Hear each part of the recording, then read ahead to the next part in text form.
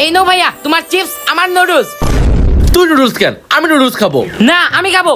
আমি খাবো আমি খাবো। আমি খাবো আমি খাবো। আমি খাবো আমি খাবো। আমি খাবো। আমি খাবো আমি খাবো। আমি খাবো। আচ্ছা ভাইয়া ঠিক আছে, তুমিই খাও, আমি এই চিপসটা খাই। এত সুন্দর নুডলস সস দিয়ে না খেলে কি চলে? আমি এই নুডলস সস দিয়ে খাবো। এই বিপ্লব, এই নুডলসটা আমি সস দিয়ে খাবো, তাই এখানে রেখে যাচ্ছি। তুই কিন্তু এই নুডলস একটু টাচ করবি না, আমি সস নিয়ে এসে এক্ষুনি খাবো।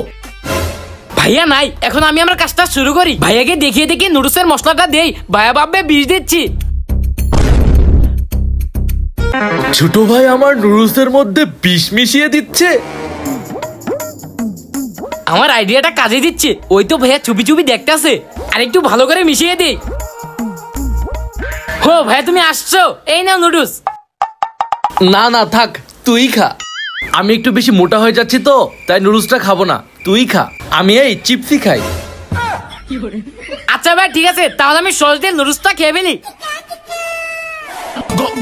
কি রে, খুব মজা নাকি? হ্যাঁ ভাইয়া, খুব টেস্ট।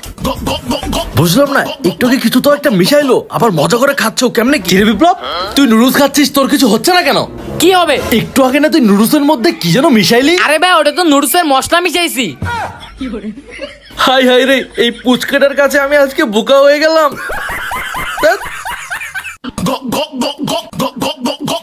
আজকে একদম ভাইয়াকে বলদ বানিয়ে ফেললাম।